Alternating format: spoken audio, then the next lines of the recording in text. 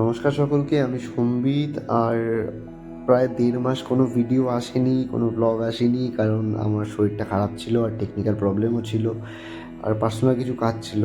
তো আজকে আমি আমাদের পারিবারিক যে মনসা পুজো সেটারই কিছু ভিডিও, কিছু একটা ব্লগ করার চেষ্টা করেছি।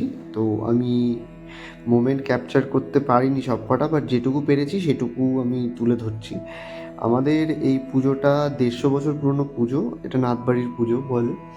আর এই পুজোটাতে সবাই, মানে আমাদের আত্মীয়, নাথবাড়ির যে যারা যেখানে থাকে সবাই চলে আসে এখানে পুজোতে। এই 3 দিন খুবই আনন্দ হয়, খুবই মজা হয়, পুজোটা উপভোগ করি, খুব সুন্দরভাবে পুজোটা কাটে আমাদের এই 3 দিন ধরে। আমাদের কাছে এটাই একটা দুর্গা পুজোর মতন বড় একটা ব্যাপার, খুব সুন্দরভাবে আমাদের কাটে।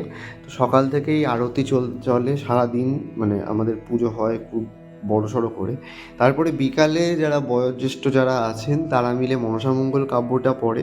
এটার ব্যাপারে আমরা সবাই জানি, আর এটা অনেক পুরনো রীতি, অনেক পুরনো দিন থেকে এটা পড়ে আসা চলছে।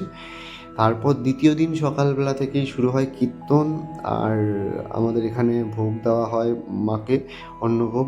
তারপরে সবাই মিলে একটুখানি মজা করা হয়। বিকালে শুরু হয় ধুনুচি নাচ। ইনি খুবই বয়োজ্যেষ্ঠ, মানে আমার সম্পর্কে দাদু হন।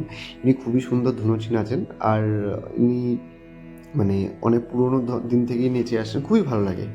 তারপর শুরু হলো আমার মায়ের ধুনুচি নাচ। আর মায়ের ধুনুচি নাচ নিয়ে কিছু বলার নেই আমার, কারণ মা এত সুন্দর ধুনুচি নাচে, আমি কখনো পারি না অত সুন্দর ধুনুচি নাচতে, মানে আলাদাই এত সুন্দরভাবে 3টে ধুনুচি একবারে নাচাটা খুবই আমার কাছে খুবই ইম্পসিবল। বাট মা অনেক দিন ধরে নেচে আসছে, আর মা এটাতে খুবই, মানে আমাদের নাথ পরিবারে খুবই পপুলার। তারপরে আমাদের একটা দিদি, আমার একটা দিদি, সে একটা নাচ করলো। গানটা খুব সুন্দর ছিল, নাচটাও ভালো হয়েছে, খুবই সুন্দর লেগেছে আমার। তারপরে শুরু হলো বাচ্চাদের বিস্কুট খেলা। 4টে বাচ্চা ছিল, কিন্তু তারাও তাতে মজা করেছে। তারপরে শুরু হলো হাঁড়ি ভাঙা। হাঁড়ি ভাঙাতে হাঁড়ি সরিয়ে দেওয়া হচ্ছে, এদিক ওদিক করা হচ্ছে, খুবই মজা হয়েছে। তারপরে আরও অনেক খেলা হয়েছিল, মিউজিক্যাল চেয়ার হয়েছিল, তারপরে শঙ্খ ফু প্রতিযোগিতা হলো, তারপরে মোমবাতি প্রতিযোগিতা হলো।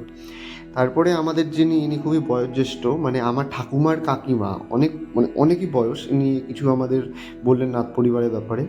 তারপরে একটা নাথ পরিবারের গ্রুপ ফটো তোলা হলো। আমাদের পরিবার এত বড়, মানে এর আরও অনেক লোক আছে, সবার ছবি তোলা হয়নি। তারপরে তৃতীয় দিন সকালবেলা শুরু হলো আবার মায়ের পুজো। আবার সারাদিন, আবার পুজো 3 দিনের মধ্যে দেখতে দেখতে শেষ হয়ে গেল। আবার আসছে বছরে দেখা হবে। ততদিন ভগবান আমাদেরকে ভালো রাখুক, সুস্থ রাখুক, এটাই কামনা করি। আজকের মতো ইতি।